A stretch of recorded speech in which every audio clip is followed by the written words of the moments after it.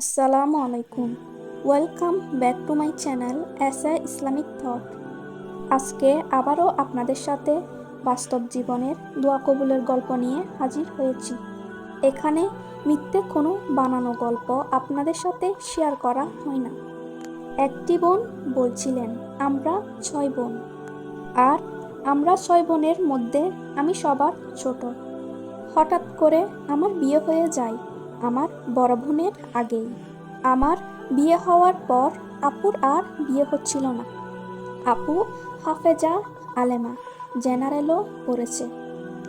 আপুর পড়াশোনা দেখে, আমাদের ফ্যামিলির ব্যাকগ্রাউন্ড দেখে আপুর জন্য অনেক অনেক বিয়ের প্রস্তাব আসতো, কিন্তু আপু শ্যামলা আর একটু কাটো হওয়ায় আপুকে পছন্দ করতো না। এদিকে আব্বু আম্মু বয়স্ক হওয়ায় আরও বেশি চিন্তা করত। এসবের মাঝে হঠাৎ করে আব্বু মারা যায়। এখন ভাইয়ার পেরেশানি বেড়ে গেছে আপুর বিয়ে না হওয়ায়। আর অনেকে বলতো আপুর নাকি কখনো বিয়ে হবে না, কিন্তু বিয়ে নিয়ে আপুর কোনো চিন্তা ছিল না। আপু বলে, আমি প্রতিটা মুনাজাতে শুধু একটা দিনদার ছেলে আর ভালো একটা ফ্যামিলি চাই। আমার বিশ্বাস আছে আল্লাহ তাআলা আমার কপালে ভালো কিছু রেখেছেন। একদিন হঠাৎ করেই আপুর জন্য ঢাকা থেকে বিয়ের প্রস্তাব আসে।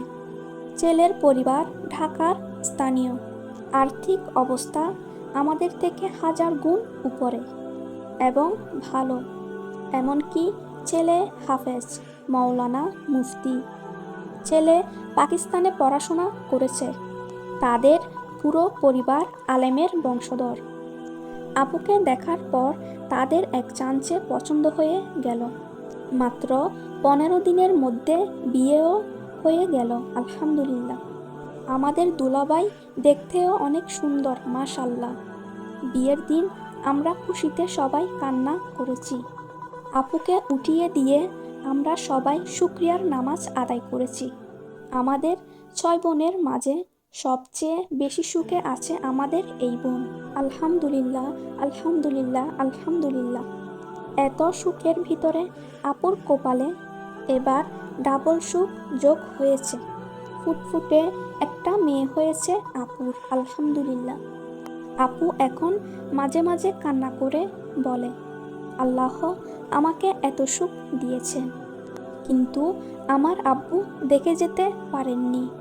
ধৈর্য ধরে আল্লাহর উপর বিশ্বাস রাখলে যা আশা করবেন তার চেয়ে বেশি কিছু পাওয়া যায় আলহামদুলিল্লাহ।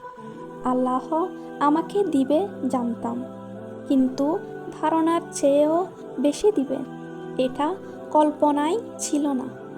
নিশ্চয়ই আল্লাহর পরিকল্পনা সবচেয়ে উত্তম। প্রিয় দিনী ভাই এবং বোন, আল্লাহ কাউকে কষ্ট দিয়ে পরীক্ষা করেন, কাউকে সচ্ছলতা দিয়ে, কাউকে সুস্থতা দিয়ে, কাউকে অসুস্থতা দিয়ে, কাউকে সম্পদ দিয়ে, কাউকে সফলতা দিয়ে, আবার কাউকে ব্যর্থতা দিয়ে, কাউকে জীবনসঙ্গী দিয়ে, আবার কাউকে জীবনসঙ্গী না দিয়ে। আমাদের মধ্যে সর্বোত্তম তারাই যারা অবিচল, ধৈর্যশীল ও কৃতজ্ঞ থাকে। সর্বা অবস্থায় একমাত্র আল্লাহর উপর ভরসা ও বিশ্বাস করে।